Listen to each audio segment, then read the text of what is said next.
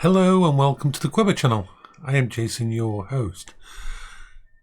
Wanted to do an update on the Pride Revo 2.0 mobility scooter, the one, my backup, my one for going places where the Quingo can't.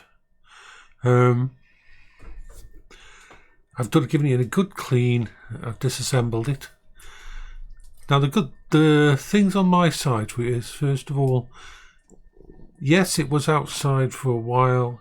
Yes, it did get moisture inside everything.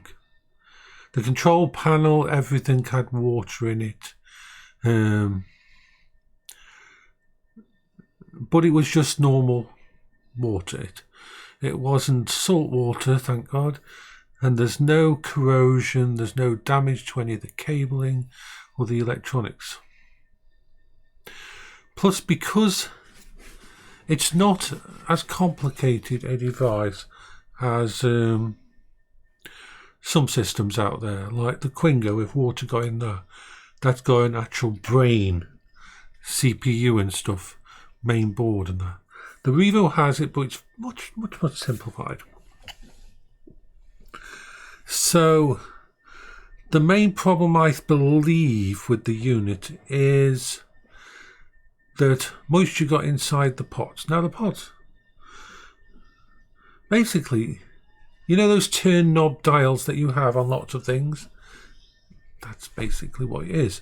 And it's the turn knob for deciding how fast the vehicle will go.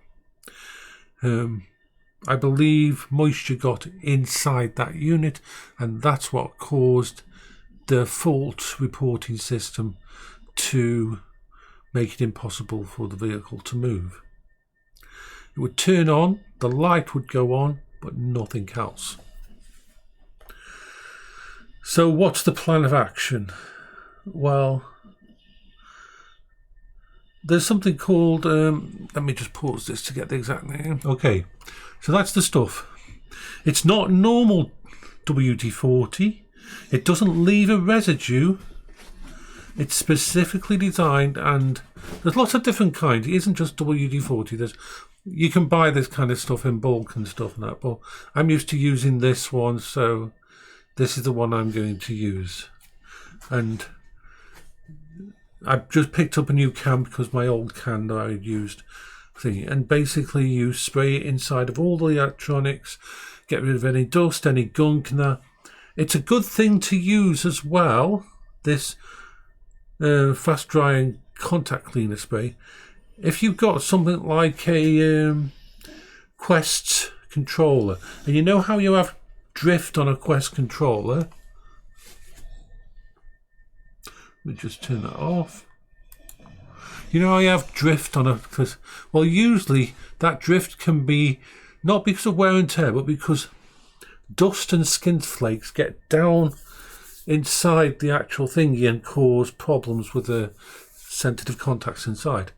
Now, if you can spray this down inside, it actually can help clean out all that and make it so your Quest controller works together. So I've seen it work on items. I've seen it work on the actual index controllers. Hello, Bertie. Now the thing is, that will get rid of any moisture, it will evaporate, it won't leave a residue, and it will just basically, I've used it a lot on retro technology, on retro consoles. When I get a retro console, I spray it inside on all the connectors and that to clean it all up and that. Yes, Bertie, you're beautiful. Yes, you're beautiful. And so that's the first thingy. Then I'll put it all back together. It's a modular system, as I showed in the picture of it. It's a modular system, the Revo 2.0, because it's meant to be taken apart to put in a boot or the back seat of a car, so you can go places, get it out, and then go and use it to move about and help with your mobility. It's one of the most powerful ones that you can disassemble. So what I'm hoping is that when I reconnect everything up, so today's job will be to spray all the electronics with this stuff, get it down inside all the bits and pieces, and then let it dry out for another day, and then tomorrow I will plug it all back in and try it out. Now the good thing is the batteries have not had any moisture ingress because the batteries are removable. So whenever I packed away the Revo in the backyard under its cover, which was supposed to be waterproof but wasn't, the actual batteries went into my shed and they're in there now trickle charging by the solar panels. So the good thing is that there was no shorts. There was no issues like that could have caused problems. From what I can tell of the electronics, having a good look at it, there's no degradation, there's no problem wiring, everything's connected and clean. It is literally looks like just some moisture got inside the actual pot. Let me see if I can find what I'm talking about. There. So, if this still isn't working,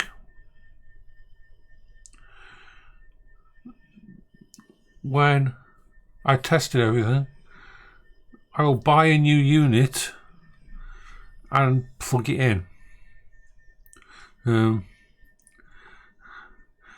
It's really the only option that I've got to deal with it. So that's the good thing. You can buy the parts, and this is the other part. Now, so worst case scenario, I'll have to spend £100 on these two parts to replace what's going on, what's gone wrong.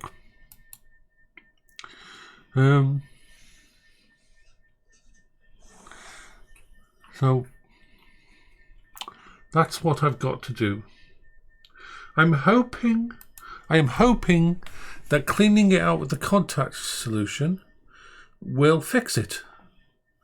Will remove the moisture and there won't be any issues and it will just run. And then I'll take it out for a test run and such stuff like that.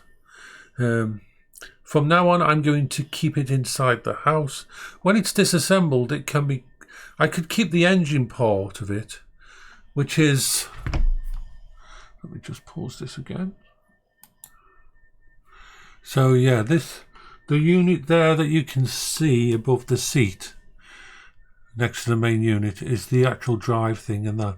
So worst case scenario, in fact, not worst case scenario, the best thing, when I've got all this working in that, I'm going to keep it in the house and I can store the main unit with the front drive and the tiller. I can store that standing up against one of my thingies in the living room or the kitchen out of the way, and the drive unit can just sit somewhere next to one of the chairs, because I'm not going to let it be out before again. This is like I made a mistake, and it's pity. I mean, my Revo, the Quingo, unfortunately, the Quingo. When you've used a Quingo, it can take anything. I remember when the guy came out to fit the canopy on my Quingo, it was absolutely pouring down with rain, and he did all the work on my Quingo outside on the front pavement in the pouring rain. Rain was going all over the unit and that, and no problems. It had no effect on it. It worked. It was no problem. But this unit is not like this. Is a more specialized. This is for being able to go places and things. So I want to get it working because this year I'm going to have to go for blood tests. I might even have to have a CT scan or something.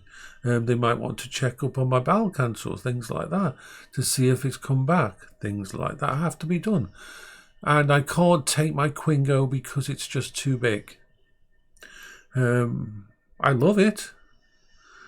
I love how thing is, but it's such a big unit. Whereas the Revo is built for this kind of thing. It's why I got it. So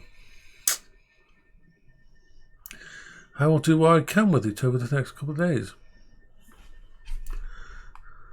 So I will say bye-bye for now. I hope you're all having a good day.